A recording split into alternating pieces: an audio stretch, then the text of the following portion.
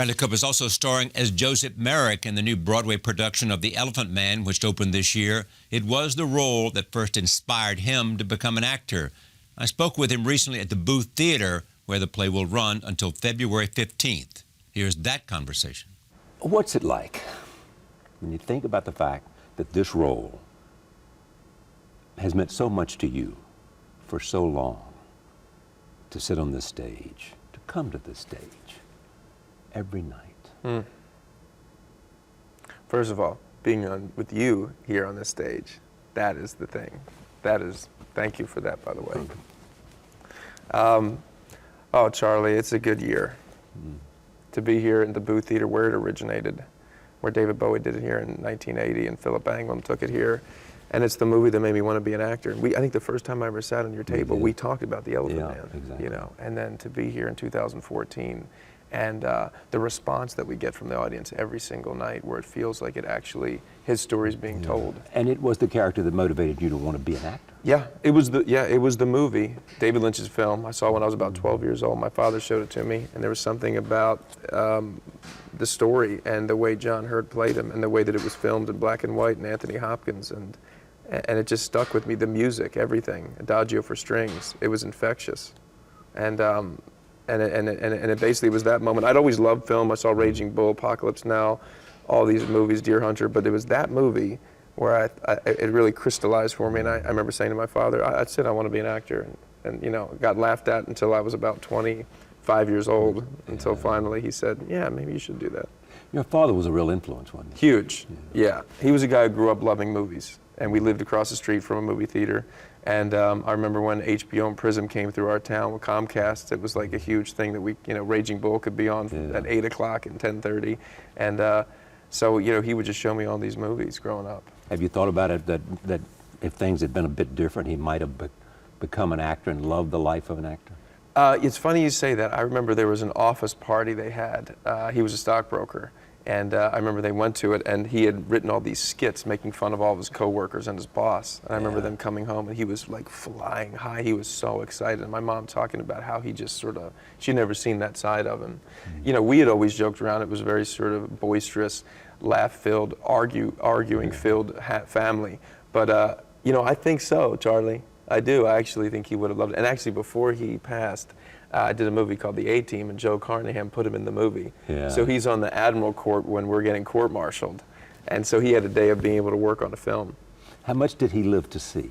He died in January 15, 2011. So he saw the emergence of a son who lived his dream for his son. Yes, that's right. He had a good feeling. I remember he thought he had a good feel. Limitless hadn't come out yet, which was sort of the first movie that I had sort of been in the center of, and it actually paved the road for being able to do other films. But the Hangover 1 had come out, so he saw Hangover 1.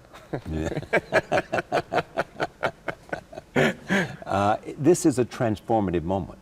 Yeah. In a sense, American Sniper, Elephant Man, other films to come out. Directors want to work with you. You can now make films yourself, like American Sniper. Yeah. A transformative moment. Yeah. Yeah, to play Joseph Merrick and Christopher Scott Kyle in the same calendar year is, it's the dream fulfilled. Yeah. And to have some power. I mean, you insisted on the Booth Theater. Yeah. You know, you knew who you wanted to direct. That's American right. Sniper. Yeah. I mean, you bet on those projects. But yeah, that's right. Yeah, and those were, certainly Elephant Man was a long shot, and that took a lot of convincing. You know, it was not sort of, oh yeah, that's a marketable entity that will be no problem. No, that was definitely having to convince and really sort of share my passion with people. From the moment you came out of Georgetown to the moment you are now, was there ever a time in which you said, I'm not sure I'm going to be able to do what I want to do? Oh, yes. Yeah, for years. And years? Yeah, well, because I came out of Georgetown, went to grad school, was heaven, living in New York City, living in a bubble basically when you're in grad school. And then I was sort of thrown into Los Angeles shooting a TV series, which was incredible, and I got to see the way shows are edited and all that kind of jazz. But I was not fulfilled because I wasn't a part of the everyday telling of the story. So there was a time where I realized in order to be fulfilled in this business, I got to be in the trenches with the director. I love the storytelling aspect. I won't be fulfilled if I'm just sort of coming in and out. So I knew very early on that, unfortunately for me, there was one small window that I would be able to go through to be fulfilled, and that was to be sort of in the place I'm at now. And if that wasn't going to happen, that I was really going to have to take a serious look at what I'm doing with my life. And what makes you push past that so that people who may be looking at that now will understand that everybody's felt that? Right.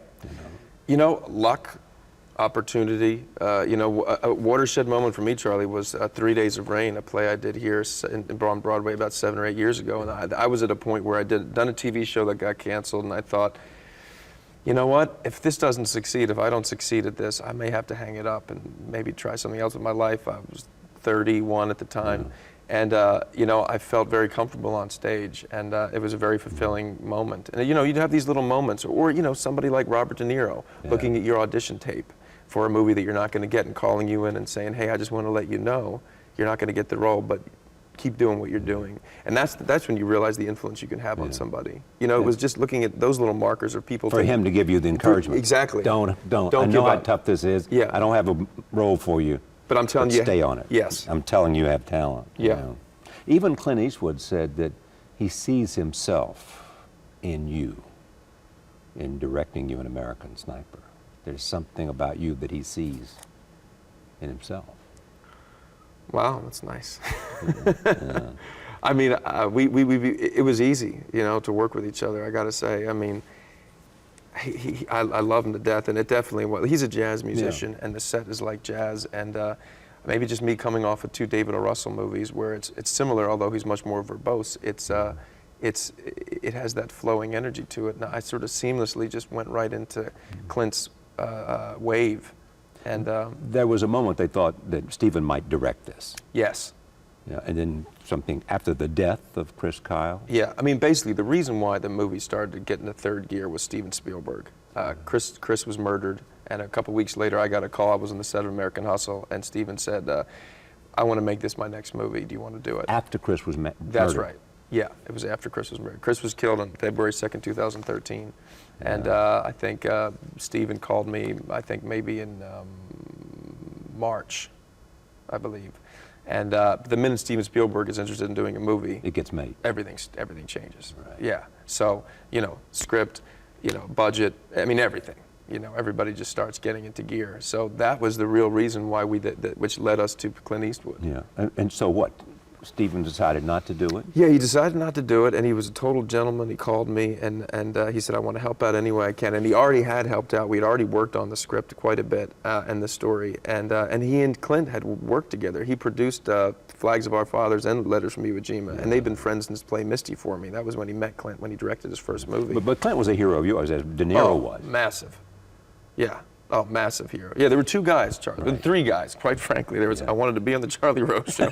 I'm not even kidding. I wanted to work with Clint Eastwood, and I wanted to work with Robert De Niro. That's the truth. So yeah, and I had put myself on tape for Flags of Our Fathers, to play the priest, the Irish priest in Gran Torino, to play J. Edgar's lover in Hoover. And these are all Eastwood movies. All Eastwood movies that I didn't get.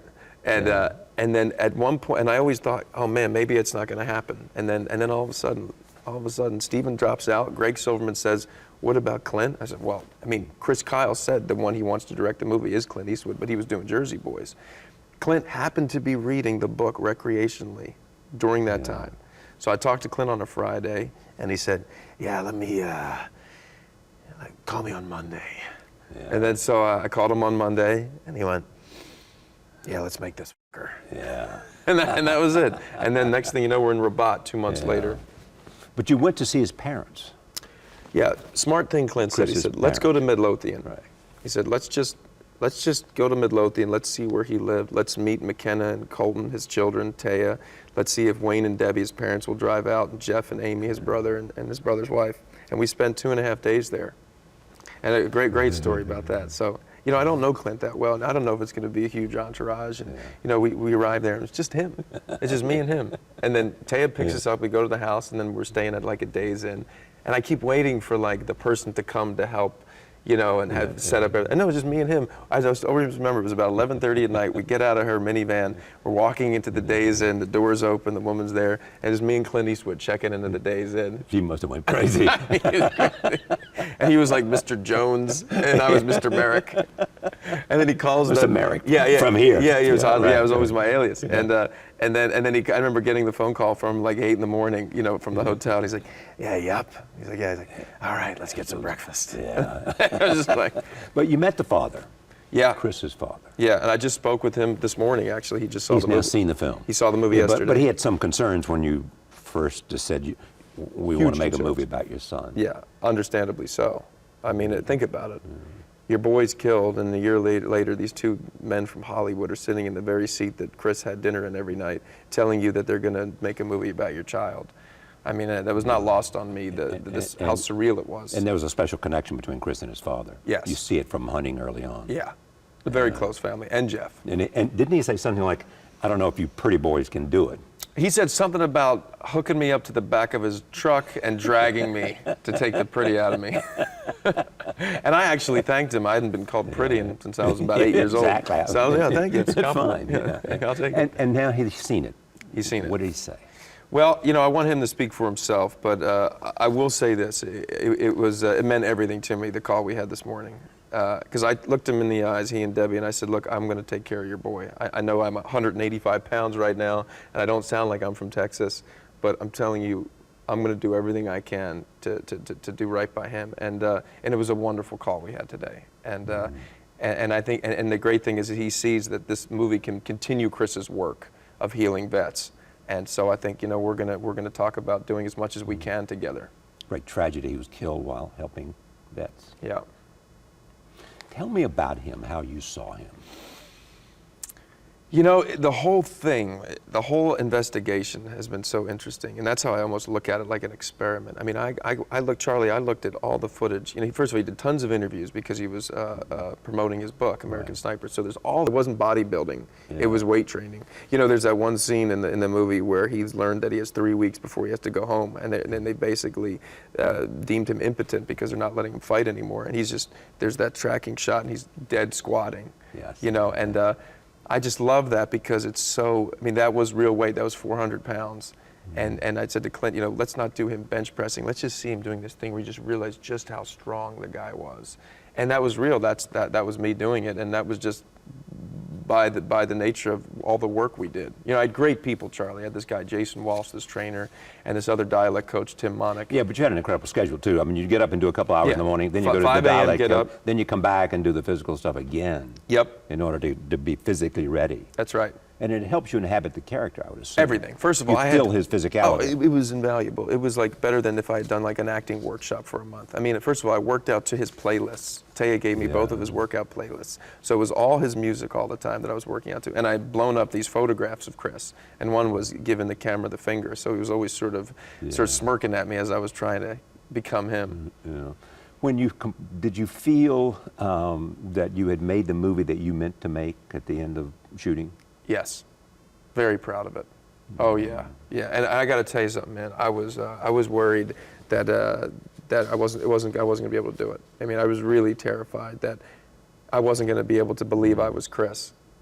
And that was the thing. But once I believed I was Chris, Charlie, I got to say, I know it sounds crazy, but when we were shooting the movie, which wasn't a very long shoot because it's Clint Eastwood, he does it fast, I felt Chris's presence. I really felt that he was taking care of me. And a lot of people would come on set who knew Chris and just, you know, initially thinking like the balls of this guy to think he's going to play this guy. But I could feel the minute they came up to me, they actually started to believe it too. I mean, those two guys at the end of the movie, one of them was a Marine Corps sniper, knew Chris. Yeah. And I could just feel that he felt like Chris was there. The interesting thing too about him is I asked you about him as a shot. It was much more than just simply being a great shooter that made him a great sniper. Yeah, that's right. It was about, well, a couple things. He just happened to be at the right place at the right time, number one. But the other thing is he was very savvy in terms of where to set up his gun. And he always sort of had a knack for that. And he also had a knack for sussing out what was a possible. The other side.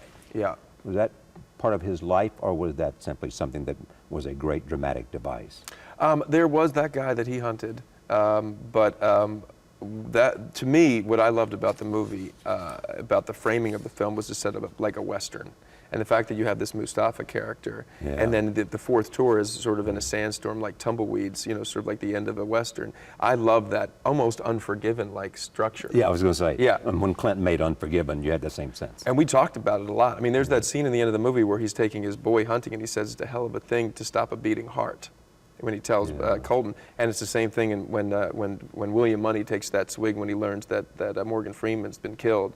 And he says it's a hell of a thing killing a man. Take away everything he has and everything he's going to have. When you work with Eastwood and you wanting to be a director at some time, are you watching and observing a guy who's been able to combine the two as well as anybody, acting and directing? Oh yeah, I mean, I was like, you know, I was like this. No, I took it all, and what did you learn from it? Well, I'll tell you a couple things. One is I will always shoot the rehearsal if I ever get a chance to direct, and that's what he does. Because it's very always shoot the rehearsal. Always shoot the rehearsal. Because you may get something there. Yeah, because all we're trying to pretend is that we're saying it for the first time, right? Yeah. Well, there is one time that it will be the first time. Well, heck, you might as well get it on film. You know, so and it's an economization of energy. It's just, he doesn't bullshit. You know, it's just like, let's do it, let's flow. Does he try to motivate, or he basically says, I hired you because I knew you knew what to do? It's the latter. Yeah. You better bring it. But if you do bring it, and then you have some ideas, he's going to come right back at you. You'll ignite him to then collaborate even more. That's what I found. I mean, if I sort of came with a certain energy or idea about something, it would sort of ignite what collaboration should be. One person influences another. But if you come with nothing, he's not going to hold your hand and take you through to the role. No. When you look at other actors your age, I mean, who do you respect? Oh, a lot. Michael Fassbender, huge respect for him. Leonardo DiCaprio, massive respect. Ryan Gosling, Tom Hardy, great actors. I think I'm living in a time where there's some really fantastic male actors. And also films that you want to be in. That I haven't been in, you mean? No, you look around and people are making movies that you like and say, there's a movie that I admire. Yeah, I mean, Leonardo DiCaprio is doing a movie called Revenant right now with Inarritu that sounds amazing. You know, that's filmed very much like Birdman was filmed. And that sounds with the one camera and the long shot. Yeah, exactly. Yeah. And Michael Fassbender just finished a movie with Derek C. in France, who I did Place Beyond the Pines with, about a lighthouse in Australia. That's really incredible. So yeah, there's always great projects. After you did Elephant Man as an actor, did you know you would want to bring that to stage? I mean, you did that as your thesis in grad school. Yeah. I mean, yeah. Oh, you kidding? It was a dream. You'll take this with you for your life. I mean, I remember thinking, I graduated in 2000. I think Billy Crudup, they did a revival of Elephant Man. Yeah, in 2000 or 2001, which I missed. But I remember thinking in the back of my mind, you know, because you don't usually have to wait a while to do a revival again. And I thought, oh man, maybe I'll never get to do it again. So in the back of my mind, even though I knew it was a pipe dream, I thought, oh, I would just love to do it. Because I felt something when I played him back then in 2000. I felt like there was a connection, that my instinct about this guy, that I had a connection to him, was correct. But it wasn't. What's the connection beyond you saw it as a film that you loved? I mean, was it something about him and what he went through? Him. Yeah, it's something about him. There's something about his spirit, something about him, Charlie. I know it sounds crazy, but there's just something. I mean, have you ever had that where you met somebody in your life, and you just, I know it's like, it doesn't make any sense. You feel like there's a brother. There's something there, you know? Yeah. And I felt that way about Chris once I started learning about him. Initially, I thought there's no way I could play Chris. I thought Chris Pratt should do it. Even when we acquired the product, I said I would do it to Warner Brothers, but in the back of my mind, I thought I'll never wind up playing him. And it wasn't until I got Chris Pratt would be the guy. Yeah, I just didn't think, I'm from Philadelphia, I'm $185, how am I going to play this guy? And then I started to get to know him, and there was something about his energy in these interviews that I started watching where I just sort of, there's something about him, and I thought, oh, I can tap into that. When you saw Merrick on stage, and you go through this transformation on the stage, how did you come to the fact that you're not going to wear prosthetics? Right. In the play. In the play. Yeah, he says that. Bernard Pomerantz says it in the preface of the play. That's right. Yeah. No one, you know, and it's part of this sort of. If you physically can't do this. You better not do it. Yeah, if you have back problems, don't do it. He also writes that. Don't do it. Yeah. But you go through a transformation that, I mean, you come out in the beginning, and you're just there. That's right. You know, and then you move into it. Was that your idea? to get at the character that way, or had you seen that on stage somewhere else? It's set up that way. The only time I've ever seen it on stage was at Lincoln Center Archives. I saw the original production that Philip Anglin did it. And he didn't do as much of a contortion, but there is that scene where the doctor is describing the affliction.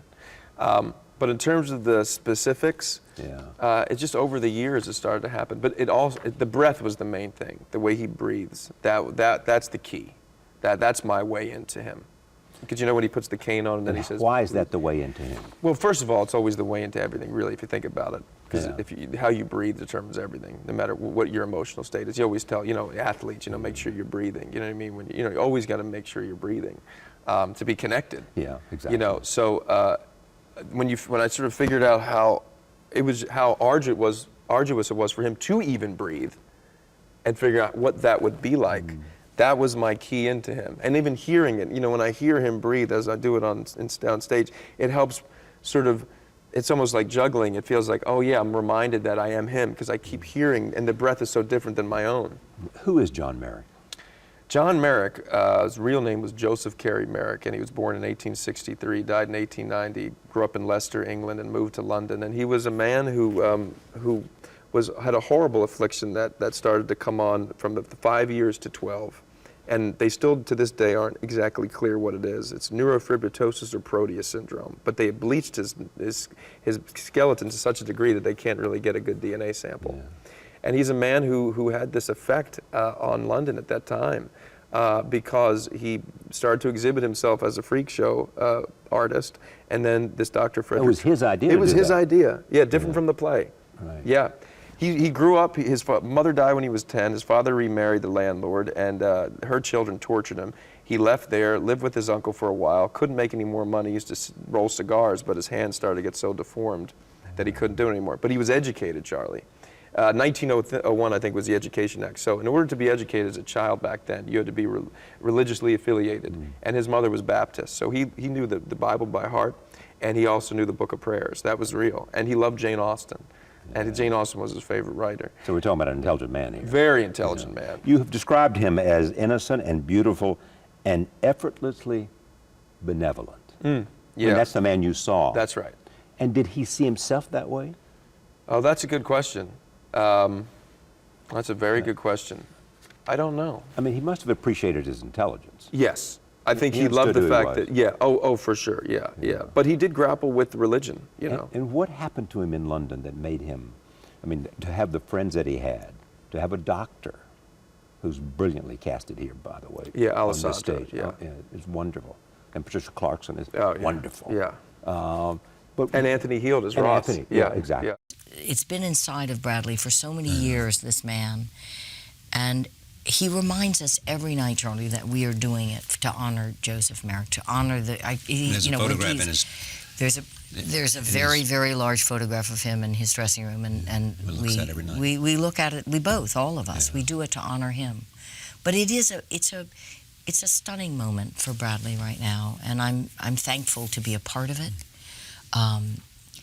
He's a dear friend, and he is someone, he's a consummate actor and professional. Was that you, the director? Yeah, it was Scott Ellis and I. Yeah, it was. We went through everybody. So this is a collaboration between the two of you. Yes. In Williamstown and here. And by the way, all the other sort of ancillary characters, a lot of them were interns at Williamstown that weren't even equity actors that are now on Broadway. We took everybody. And so you went up there in the summer to do it in Williamstown. That's right. Having always dreamed of playing the part, knowing that you would be able to bring this to Broadway? No. Oh my God, no. Knowing that maybe it would be the last thing I ever do. Yeah. Just because if I screw this up. Yeah, it's like, that's why we go to Williamstown, no one's going to review know it. that I never had any talent. But was that a challenge for you, or were you concerned? I was. You'd say, I'll do it over here. Nobody will know. And that was my hope. Give me a chance to do it. You know, my hope not was a lot of fanfare. Because I remember getting emails from you said, "Come up. I'm going to do this number of shows on this." Yeah, that's right. Yeah, we did. And did you learn a lot about it, so that when you come here now on this stage, the Booth Theater, where it's been, produced so many times before, did you come into Broadway saying, "Damn, I'm so glad I did that because I've got this character inside of me"? That's right, 100%.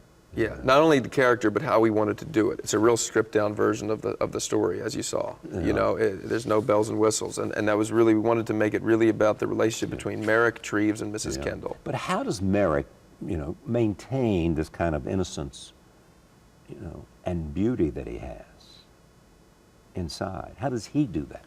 In the play or in life? In the play. In the play. By his curiosity and his huge wanting to be a part of society and to be a part of humanity. That's the thing. He's so, as described by Treve, desperately wants to belong. And that's one thing, he wants to belong, but also he sort of has this understanding above everybody else, whereas he really does see the beauty in everything. Yeah. And that's the thing. He really does just love the moments of life. And a lot of people have a hard time doing it. And I think that's why the play is so successful, or has been, because it's infectious to watch a guy so afflicted, way more than any of us, love the moments of life. Yeah. You can see on stage, you see your character, he's enjoying it. Yeah. There is a certain pleasure in having the life that he has the opportunity to have, in a sense, being adopted by. Never a victim. The guy was never a victim, where it could have been so easily. Even when he was in the sideshow. Even then, never a victim.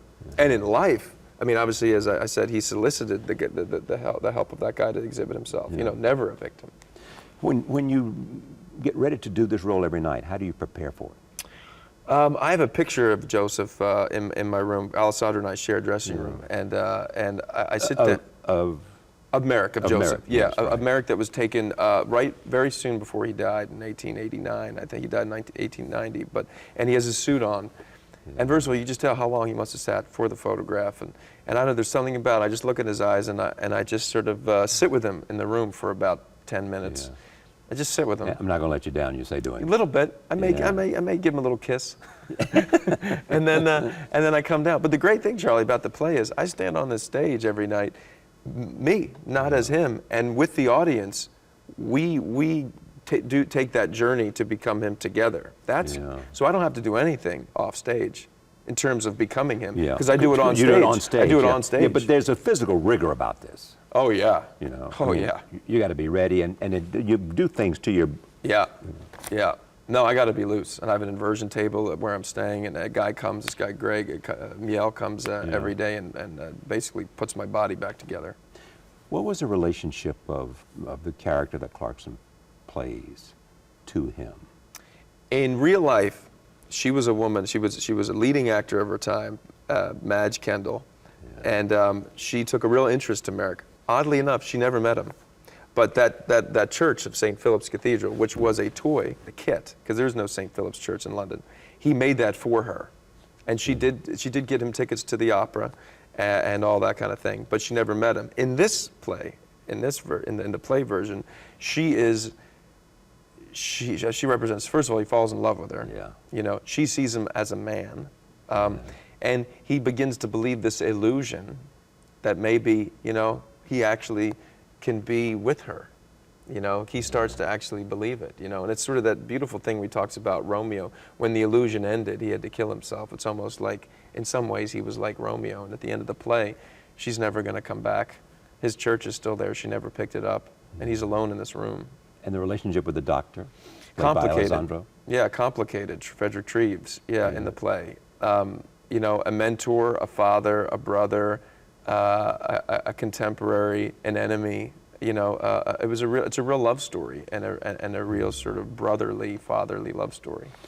Being on stage, we've mentioned a couple of times you've been on stage before, and what influence that has on who you are today. Now you're this too. You're almost a movie star as well, and getting great notices for American Sniper. But when you look ahead, is there a balance you want to make between this kind of place and the kind of films that you can make? Yeah, it's not so conscious, but yeah, of course. But it all is under the same umbrella. I want to work with the best people I can on the best material I can, and there's got to be a reason that I feel like I should do it.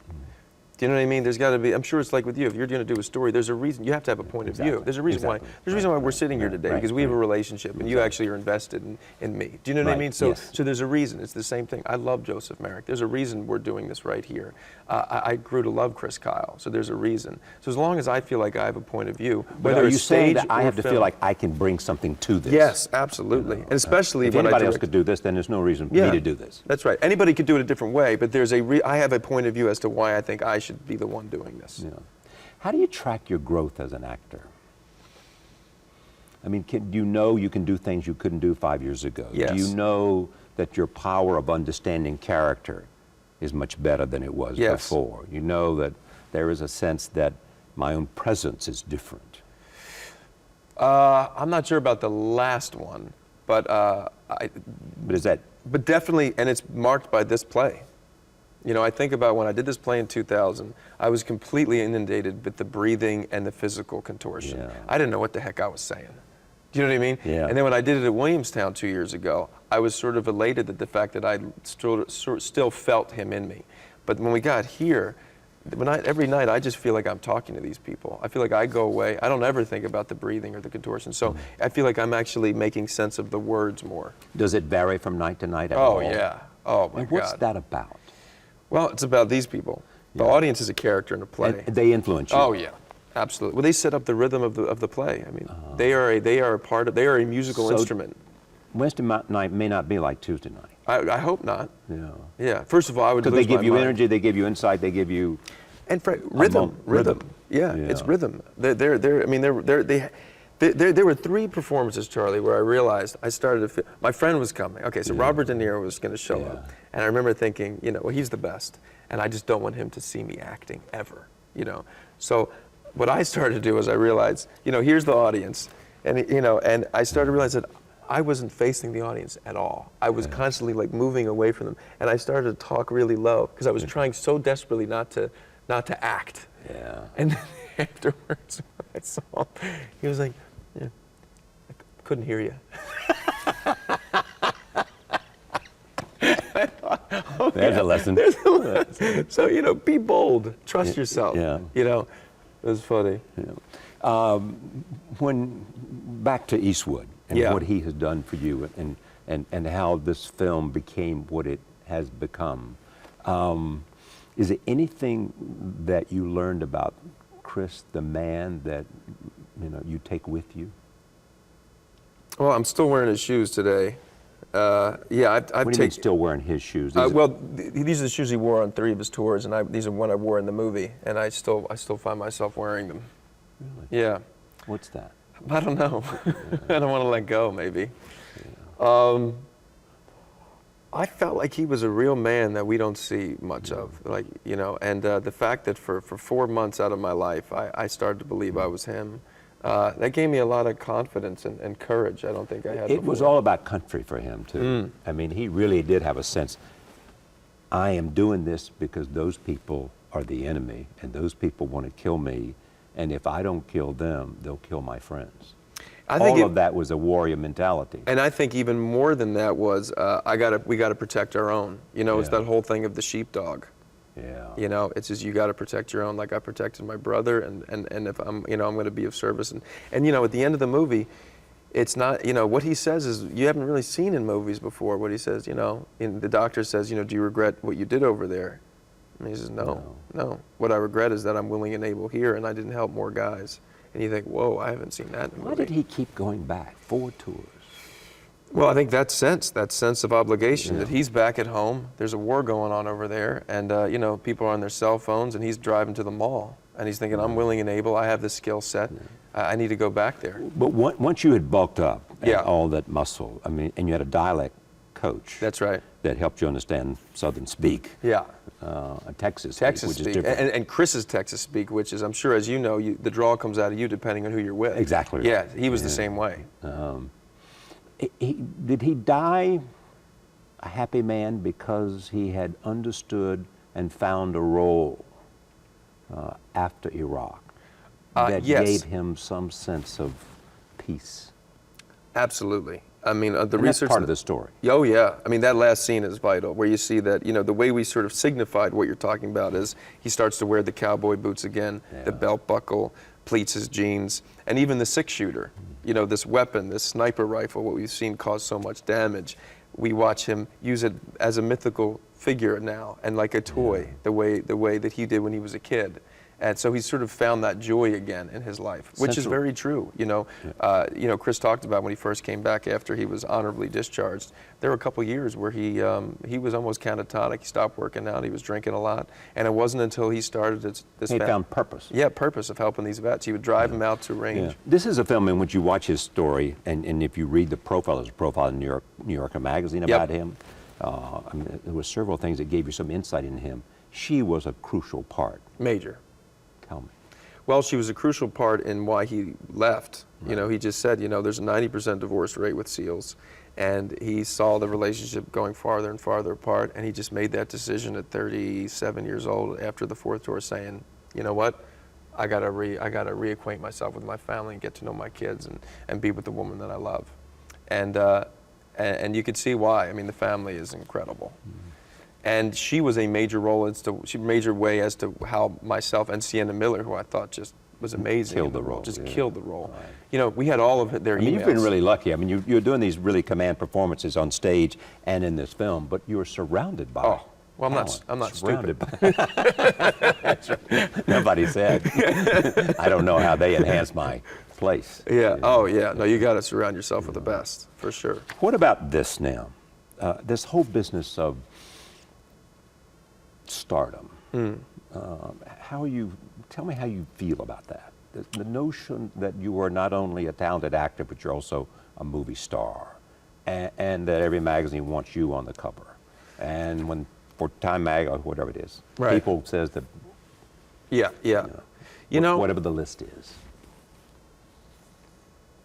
It must be an issue because I know I get a lot of solace at the fact that I take the subway to work, which is a pretty mundane thing to do, but for me, I cherish it. So obviously it's had an effect on me by the fact that I absolutely love taking the subway. That means that I'm... Because it keeps your feet on the ground, so to speak? Yeah, I just feel like I'm a normal person, I have to say, living in New York City, doing this play, I take the subway every day, everywhere. I never take a car. I absolutely love it so much. The fact that that is a big thing in my life means that stardom has had an effect on me, for sure. Yeah. I mean, when I know about you, I mean, you're a guy that before you turned 30, you like to drink, you like to party. I mean, was there a moment in which you said, if I want to be here, I got to stop some of this? 100%, that was it. What was the moment, though? Well, there were a couple moments, but it was people. I mean, there was one dear friend of mine, I still remember, came. I was living in an apartment in Venice, and he came in. He said, "Hey, man, how you doing?" And I was like, "Great, I'm doing great." And he's like, "Yeah, really? Well, 4 p.m. Yeah. I was like, I had 2 dogs at the time. I was like, "How are your dogs doing? You taking them out? I had dinner with you the other night, and how'd you think that went? And I just thought, like, well, maybe I'm not so great, I knew that I wasn't fulfilling my potential. I knew that I was sort of coasting, and I never sort of had that personality in my life.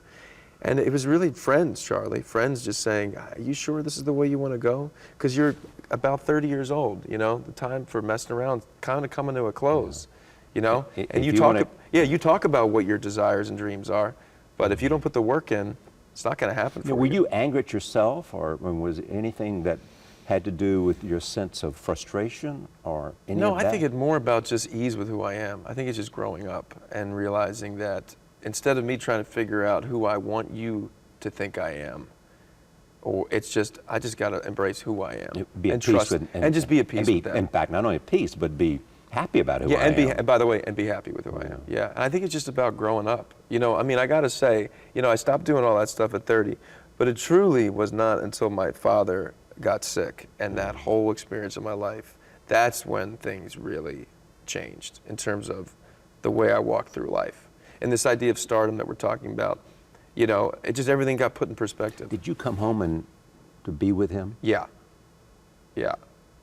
I mean, luckily Limitless shot in Philadelphia, so I was with him then. He stayed with us, and then I just stayed there after and took care of him for about. We watched him take his last breath. Yeah, and then I was with him when he took his last breath, and then we had to shoot Hangover 2 in Thailand. I remember I had to leave to do that for 10 weeks, and I just was praying because it was the only time I was apart from him. And then I came home on New Year's Eve. I came home, and then he died on 2 weeks later. But I was blessed enough to be holding him. The takeaway from that, in terms of watching your father spend his last few days on Earth, is.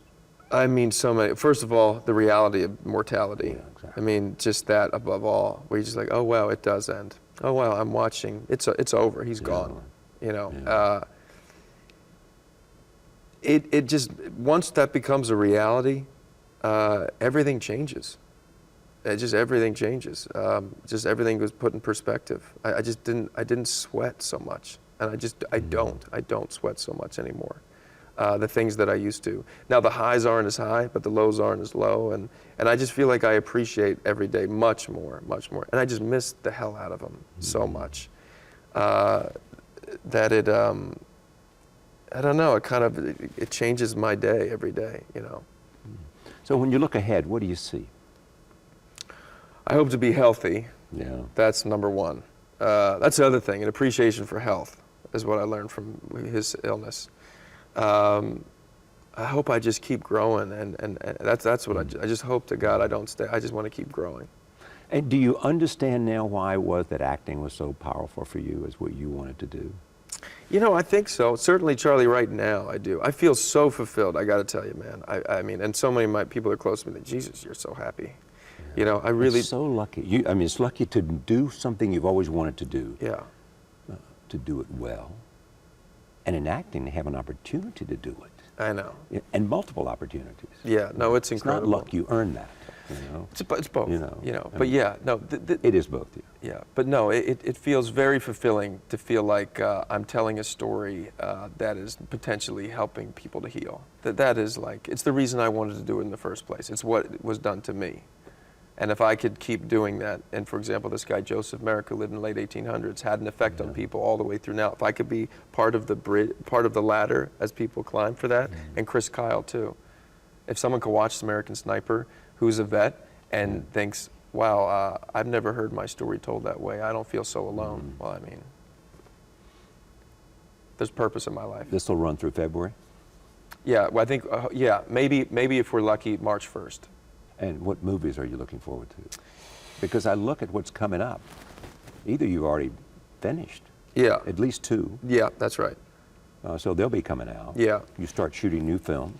Well, I'm going to probably do a little role in David O. Russell's movie. He's going to do a Gen Next, do a couple of weeks on that. And you know, maybe we'll see. Maybe take this play to London for the summer. All right. You know, I don't want to let go yet. Yeah.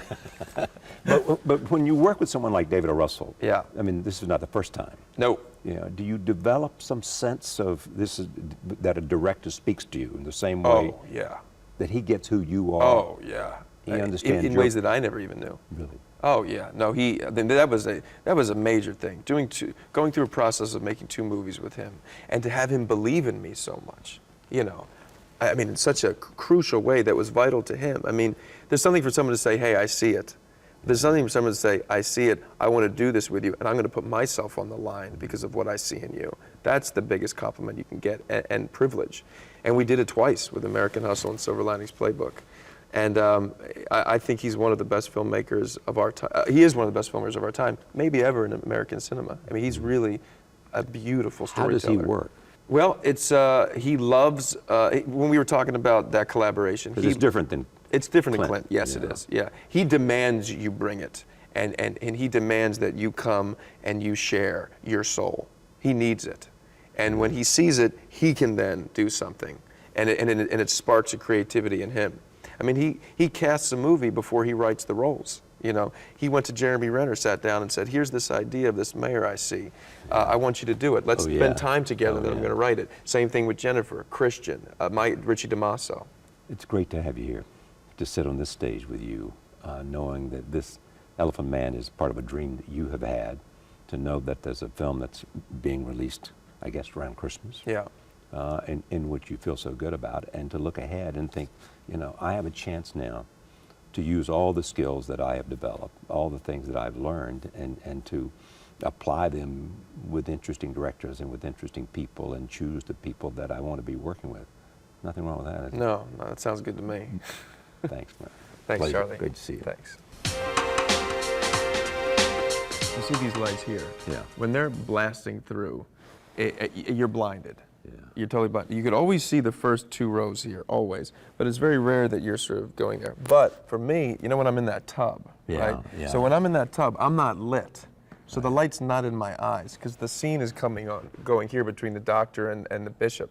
So I sit in that tub here, and I can see everybody. Yeah. Like last night, for example, David Gregory was right there. Oh, yeah? Yeah.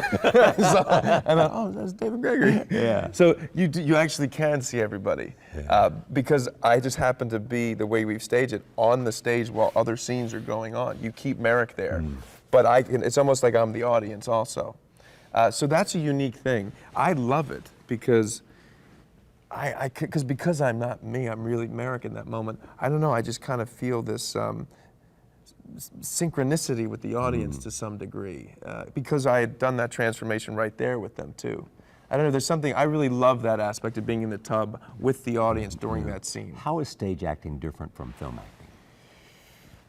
I don't know, was it Brandon? Someone said, you know, it's the same thing, but it's like the proscenium's here in the movie and the proscenium's here on the stage. Yeah, so the it makes camera's that close to you. Yeah, you know, but it's the same thing, man. I mean, it's all about telling the truth. The difference with a film is you're just capturing moments of truth because you're not telling it sequentially. So it's all about, let's get just a couple of moments of truth and then we'll piece it together.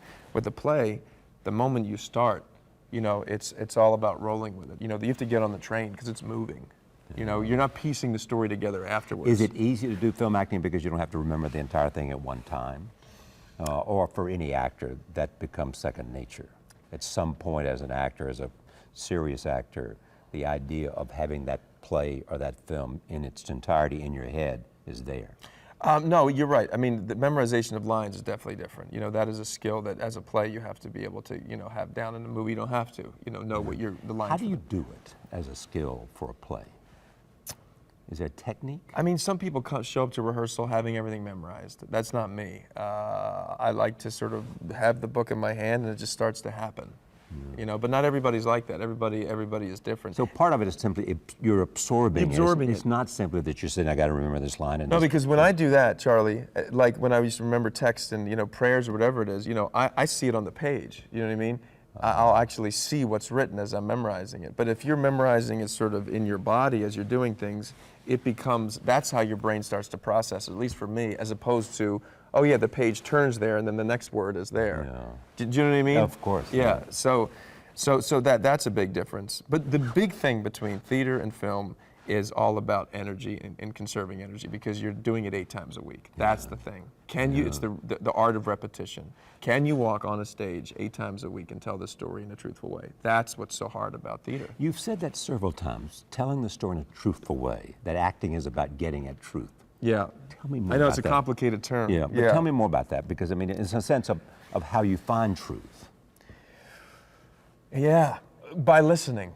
Yeah. By knowing who you are in that moment, what you want, and then by talking to the person you're talking to and really listening to them. That's when behavior is going to just happen, as opposed to you manufacturing it. And you know when you're doing it. You know, sometimes I think about like, I'll be, you know, the thing about 8 times a week is there's going to be a lot of moments where you're not telling the truth. It's just the way it is. Yeah. You know, and I was talking to Alessandro the other night about it. It was like, was that a best of performance? Where you sort of think, well, I've said this response maybe 8 different ways. But tonight it was better the way I said it? Or no, where you think like, well, maybe I'll just throw this one out there because I remember that worked 8 shows ago instead of just talking to him.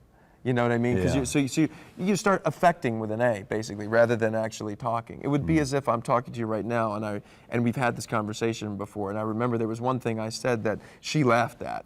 Yeah. You know what I mean? So I'll think, oh, maybe I'll do that again. And the way you said it, too. Yeah, so I'll do that again. Well, that's not really being truthful because I'm actually completely breaking out of it because I want some reaction from the audience. And that's when you get burned. And the audience will burn you. Because what works one night's not going to work the next, thank God. Yeah. For more about this program and early episodes, visit us online at pbs.org and charlierose.com.